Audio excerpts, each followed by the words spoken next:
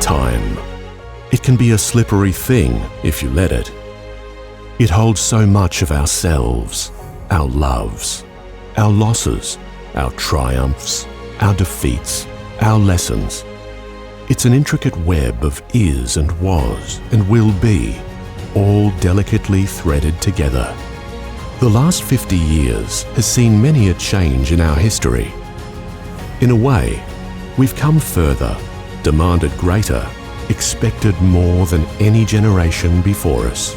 The inaugural meeting of the Regional Kindergarten Association was held in Cootamundra on the 10th of November 1969.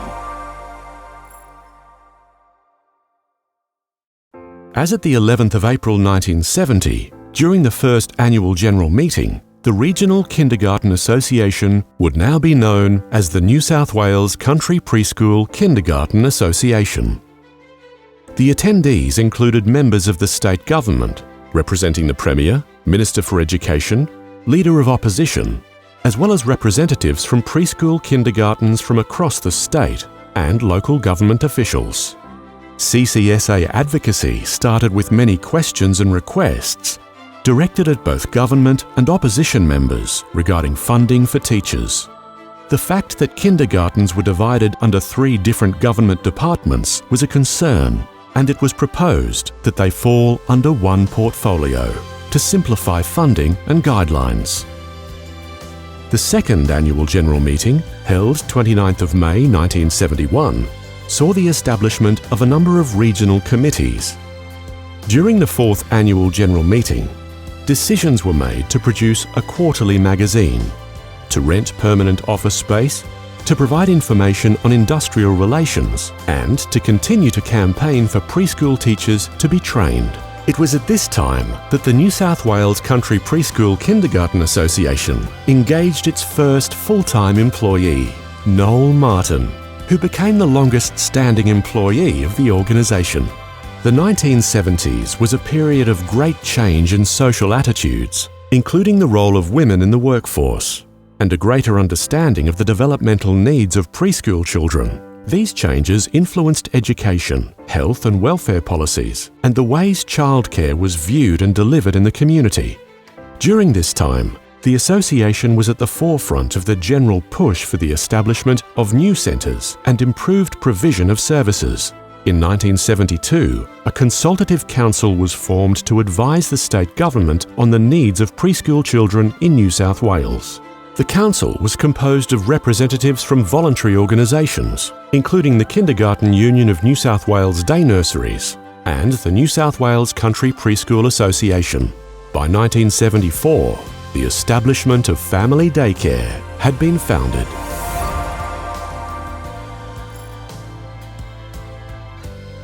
Throughout the 1980s, the association continued to supply members with information pertaining to the running of their centres. Regional seminars, or what we now call conferences, were held on a wide range of topics, including staff development, financial planning, insurance, teacher training, and industrial relations. CCSA conferences became the hallmark in the sector. In addition to regular newsletters, the association produced an information brochure which was distributed to childcare centres and community organisations. Funding for centres continued to be a major concern, especially the inequity in the federal government's funding grants to the states. New South Wales was particularly disadvantaged by this formula. Council has been concerned with the fight for equitable funding and the means to achieve this. This decade saw a steady growth in the number of member centres, and the association continued to grow and change in response. Changes to the industrial landscape and the introduction of new Teachers' Awards in 1985 led to the association funding a number of test cases, These cases were mainly concerned with untrained staff who were in supervisory roles in member centres, and whether they should be covered by the Teachers' Awards or continue to be covered by the Miscellaneous Workers' Awards. Again in 1985, the Prime Minister foreshadowed budget cuts to the Commonwealth subsidy for preschools.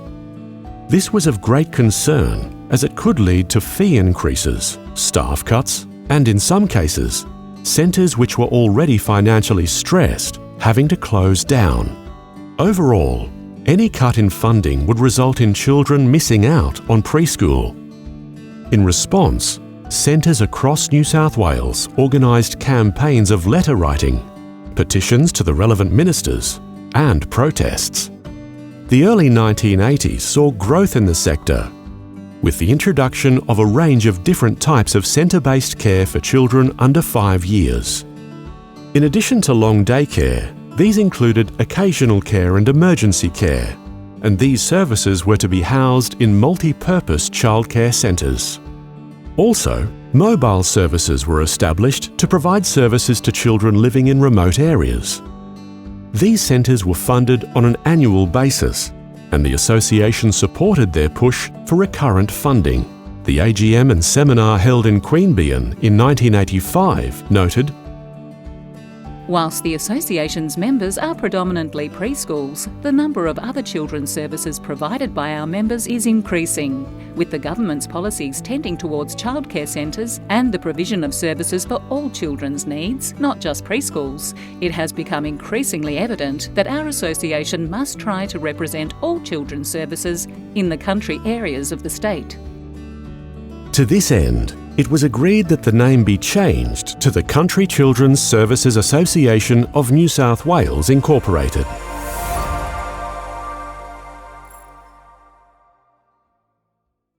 By 1990, CCSA had just over 100 member centres across the state. The range of service types continued to expand and covered all areas of early childhood. It was during this decade that Neville Dwyer joined CCSA and became the longest-standing board member to date. Funding continued to be the major concern for centres. In 1989, the federal government applied a funding freeze and in 1990 imposed a subsidy cap. These measures adversely affected all the centres, and CCSA worked tirelessly for improvements in the funding situation. Submissions were written and meetings held with the minister. At a council meeting held in Katoomba, a motion calling for a day of protest was carried. This was endorsed at the AGM held in Parkes on August 1, 1991. The following motion was passed. That the CCSA of New South Wales calls on the government to immediately increase funding for early childhood services within this state to a level sufficient to guarantee ongoing provision for quality programs within our childcare centres, and that such funding shall be sufficient to provide this service to all children. The Day of Protest was designed to highlight the dire financial situation of most country centres, and also to educate communities and the media in the benefits of early childhood education and the range of services. Members held street marches, picnics in parks, invited their local members to functions being held. Parents wrote letters and collected signatures on petitions, held open days, and conducted radio and TV interviews. Throughout the 90s, CCSA was active in lobbying governments on the following issues: funding, implementation of regulations, accreditation, special needs funding, and the allocation of growth funds targeting rural and remote areas. The Members' Handbook was revised and updated to be more informative, user-friendly, and a valuable resource. After many years of providing training for the management and committees of member centres, CCSA received funding in 1996 to provide management training for Commonwealth-funded and commercial services in country locations. By the end of the 90s, CCSA had grown from a voluntary organisation to a professional paid team. The role of the council was becoming less involved in day-to-day running, and more focused on policy development. Membership in 1999 was over 500 and included a wide range of service types.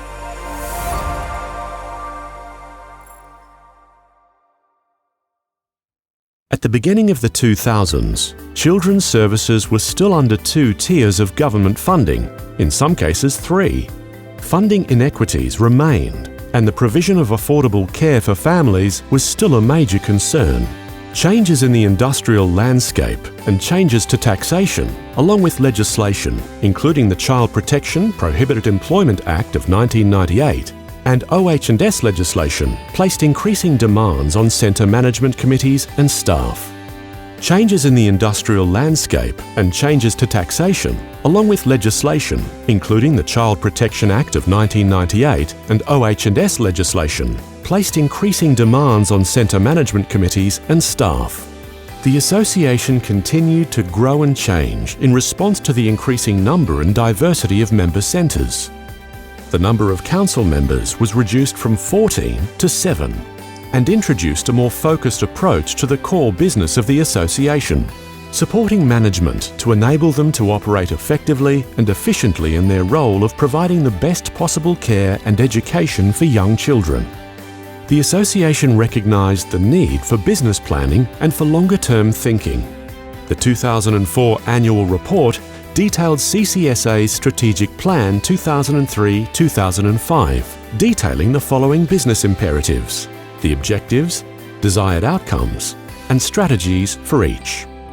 At the end of 2005, 16 members were using CCSA's business solutions, allowing centres to outsource their payroll and bookkeeping on a fee-for-service basis. A primary focus for CCSA in 2006 was informing members about the federal government's work choices legislation. The introduction of work choices was not a straightforward change in employment legislation, and it was an extremely complex task for centres to ascertain if they were covered under the new laws. During this period, the Management Info Line logged 4,200 calls, most of the calls related to work choices. The second half of the decade saw rapid and dramatic changes in early childhood, including the Early Years Learning Framework and the National Quality Framework. The government also introduced a national system of modern awards and new national employment standards. This period saw the website become the primary method of information provision, and phone and written inquiries saw large increases. In June 2008, the organisation's name was changed to reflect its national recognition.